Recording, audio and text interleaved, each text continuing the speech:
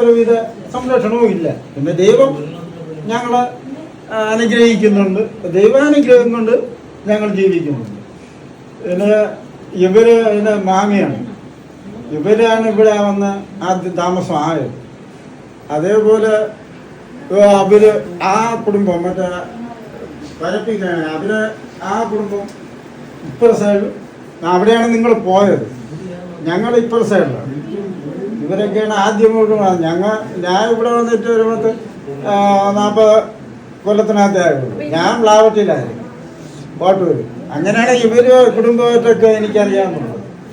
ഞാൻ ഇവിടെ വന്ന് വിവാഹം കഴിച്ചതാണ്. എൻ്റെ മാമനാ പിന്നെ ഒക്കെ ആയിരുന്നു ഇവിടുത്തെ മൂട്ടാണി ഊരുമൂപ്പൻ എന്നത്.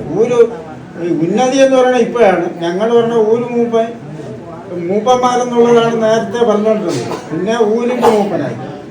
അങ്ങനെ ഈ കഴിഞ്ഞ സർക്കാരിൻ്റെ കാലം വരെ, മുമ്പ് വരെ മൂപ്പൻ ഊര് എന്നുള്ള, ഇന്നും ഞാൻ പറയുമ്പോൾ ഊരെന്നേ വരും. ഈ ഉന്നതി എന്നുള്ളത് നമുക്ക് കിട്ടാൻ അത്ര ഇതായില്ല, നമുക്ക് പറയാൻ പറ്റൂല. ഉന്നതി എന്ന് പറയാൻ പറ്റൂല. നമ്മളെ എന്തെങ്കിലും ആരുടെ ഞാൻ ആമല ഊര് മൂപ്പനെന്നേ പറയൂ, അല്ലാതെ ഈ ഉന്നതി എന്ന് പറയാനുള്ള ഇത് കിട്ടുന്നില്ല. അത് എത്രയെങ്കിലും പറഞ്ഞു വന്നാലേ ഉന്നതി ആവുകയുള്ളൂ. ഇപ്പോഴും ഊര് മൂപ്പനെന്നേ പറയാൻ പറ്റുള്ളൂ.